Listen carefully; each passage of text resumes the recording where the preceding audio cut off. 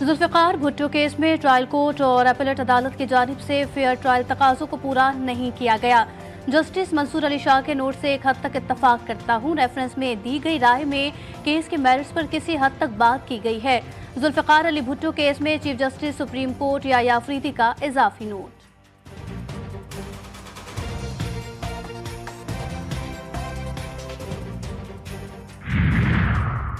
वफाकी वज़ीर दाखिला की सऊदी हुक्काम को चैंपियंस ट्रॉफी टूर्नामेंट मैचेस देखने के लिए पाकिस्तान के दौरे की दावत। मोहसिन नकवी की रियाज में चेयरमैन सऊदी क्रिकेट फेडरेशन शहजादा सऊद बिन मशर अल सऊद से मुलाकात। दोनों रहनुमाओं में सऊदी अरब में क्रिकेट के फरोग और खिलाड़ियों की डेवलपमेंट पर तबादला ख्याल।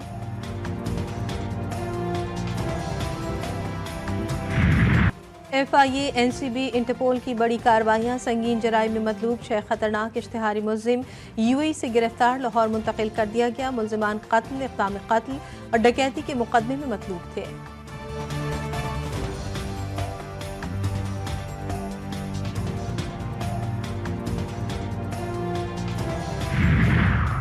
और शाहीनों की शानदार फतह, पहले वनडे अपने नाम कर लिया। पाकिस्तान ने जनूबी अफ्रीका को 3 विकेटों से शिकस्त दे दी।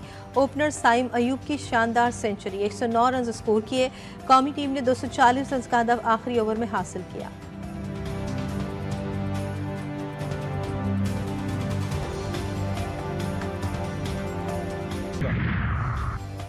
कौमी असम्बली का माहौल ऐसा है जैसे सौतनें आपस में लड़ रही हैं। ख्वाजा आसिफ का बहुत एहतराम, लेकिन उनकी जबान भी आंख उगलती है। मैं गिला करता हूँ कि लोग मरे, लेकिन वजीर इत्तलात ने गलत बयानी की।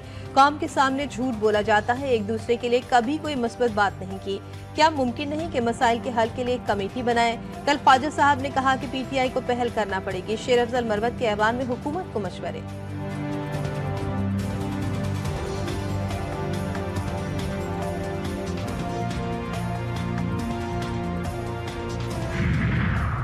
वज़ीर दिफा की ऐवान में PTI पर तनकीद, मुज़ाकरात के लिए ठोस इक़दाम करने की तजवीज़। ख्वाजा आसिफ ने कहा कि मेरे दोस्त ने दुरुस्त कहा कि मेरी ज़बान आग उगलती है, सीधी सी बात है, शीनी नहीं। अगर दूसरी तरफ से इस अंदाज में बात नहीं होगी, इस जानिब से सुभान अल्लाह आएगा तो वही जवाब उस जानिब से भी आएगा। पहली बार शेर अफजल मरवत की तरफ से ठंडी हवा का झोंका आया। पेश की शराइत पर मुज़ाकरात नहीं हो सकते, सियासी वर्कर को आजमाइशों से गुजरना पड़ता है।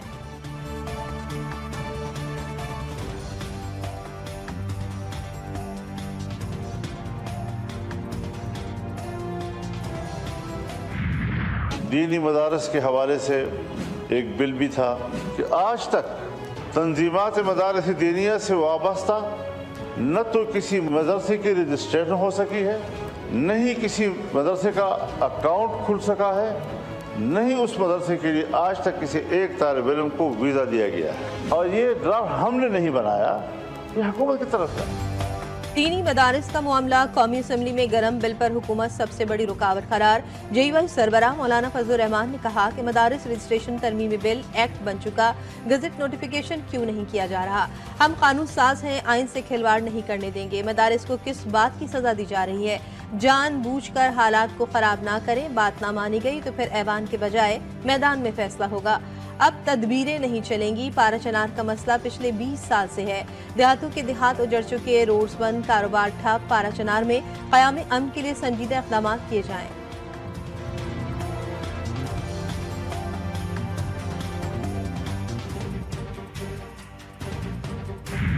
तो जो भी कानून साजी होती है वो उस वक्त तक मुकम्मल नहीं होती जब तक उस कानून साजी पे सदर ममलिकत के दस्तखत यानी कि उनकी असेंट, उनकी रज़ा शामिल नहीं होती। और आप जिस नीयत से और जिस खलूस के साथ ये बनवाना चाहते हैं वो सारे मामलात भी इसमें हल हों। ये तरामीम अगर कोई इस तरह की थी जो नहीं थी होनी चाहिए तो ये हाउस में आई, हम उन्हें ऑन करते हैं, उसमें कोई दूसरी राय नहीं है। हुकूमत एक बार फिर मौलाना फजलुर रहमान के साथ बैठने के लिए तैयार। वफाकी वजीर कानून आजम नज़ीर तारड़ कहते हैं अगर बिल पर एतराज़ हो तो मामला पार्लियामेंट में ज़ेर बहस होना चाहिए था। सदर के पास बिल पर दोबारा एतराज़ का हक नहीं होता। वजीर आज़म को बिल पर किसी किस्म का भाम नहीं। वजीर आज़म का पैगाम है, हम हर चीज़ के लिए हाजिर हैं। वफाकी हुकूमत अपनी जिम्मेदारियों से आगाह, अमन व अमान के लिए वफाक सूबों से ताउन के लिए पुरअज़्म है। करम एजेंसी के मसले पर KP को ताउन की यकीन दहानी कराई। ऐवान में खिताब।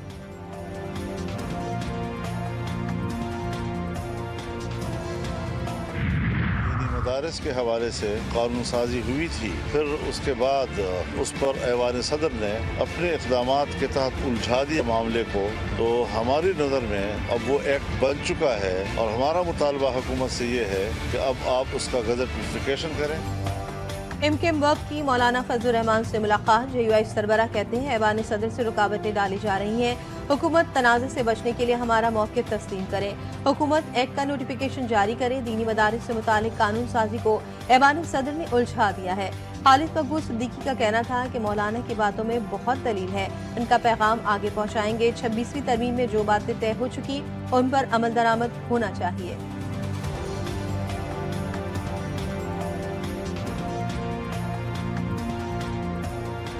हमने आज हमें ये मौका मिला कि इस हवाले से मौलाना फजलुर रहमान साहब जो कि जमीयत उलमा इस्लाम के सरबराह हैं, उनके मौक़िफ़ को समझने की हमने और करीब से आके कोशिश की है।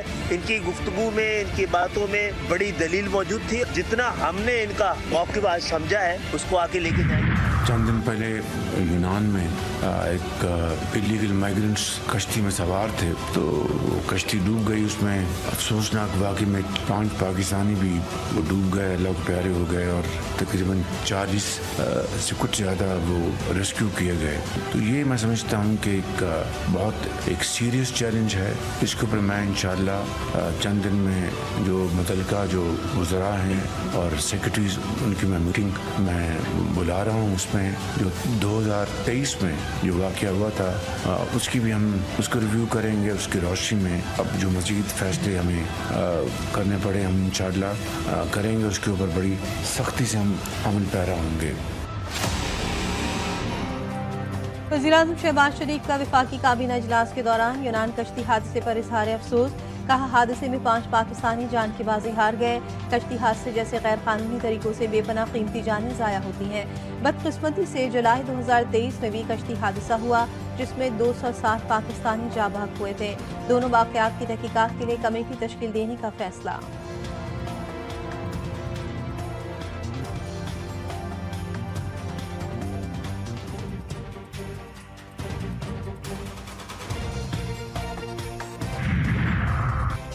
जिला करम पारा चनार के अवाम के लिए 67 रोज से बंद रास्तों को फिलफौर खोला जाए। रास्तों की बंदिश और अद्वियात की किल्लत से बच्चों और बुजुर्गों की शहादतें इंसानी अलमी के मुतरादिफ है। जिला करम पारा चनार की सूरत हाल पर इस्लामाबाद में जयश शिया उलमा माहिदीन इलाके का अहम इजलास मुशावरती इजलास के एलामिये में खबरदार किया गया है कि मुतालबात तस्लीम न हुए तो अगले मरहले पर मुल्की लाहेअमल का ऐलान किया जाएगा। इसराइल के गजा में हमले, मजीद 48 अफराद शहीद, 55 से ज़ायद जख्मी। नसीरात कैंप, बैतुल्लाहिया पनागुज़ीन स्कूलों को निशाना बनाया। कमान अदवान अस्पताल पर हमले में अमले समेत 7 अफराद जाँ बहक। तयूनी फौज ने गजा में कई इमारतों को धमाके से उड़ा दिया। मगरबी किनारे में फायरिंग, 2 फलस्तीनी शहीद। गजा में शोहदा की तादाद 45,059 हो गई। 1,07,041 अफराद जख्मी।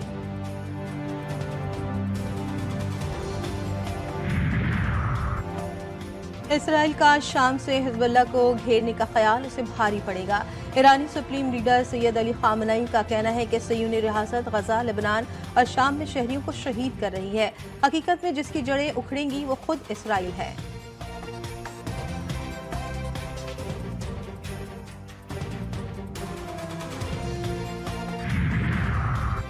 एक रोशनियों का, दूसरा बागों का शहर, दोनों इंतजामिया की अदम तवज्जुही का शिकार। रांची के इलाके 4K चौरंगी की सड़क खस्ता हाल, नाकिस मटेरियल के इस्तेमाल का इंकशाफ। लाहौर के इलाके शादमान की सड़कें भी टूटी फूटी। करीबी अस्पताल में जेर इलाज मरीज और लवाहिकीन को शदीद परेशानी का सामना।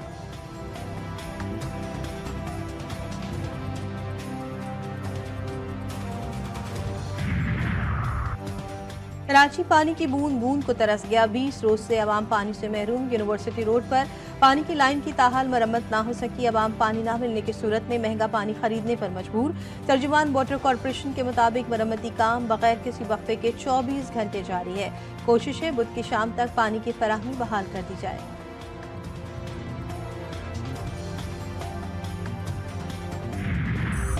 कराची में सर्दी बढ़ते ही खुश्क मेवाजात की कीमतें भी आसमान पर। शहरी कदीम इम्प्रेस मार्केट में खरीदारी के लिए पहुंचे तो कीमतें सुनकर ही परेशान हो गए। चिलगोजे तो दूर की बात, अखरोट, बादाम, पिस्ते, खुबानियां भी पहुंच से दूर। गरीब आदमी जैसे तैसे मूंगफलियों पर गुजारा करने पर मजबूर।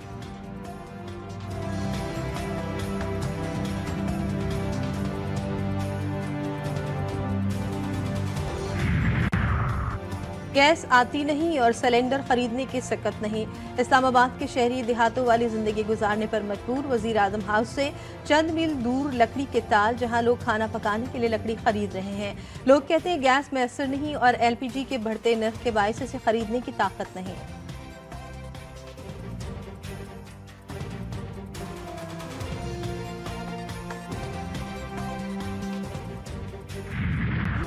पाकिस्तानी फिल्म इंडस्ट्री और टेलीविजन के मारूफ अदाकार अली एजाज के मद्दा आज उनकी 6ठी बरसी मना रहे हैं।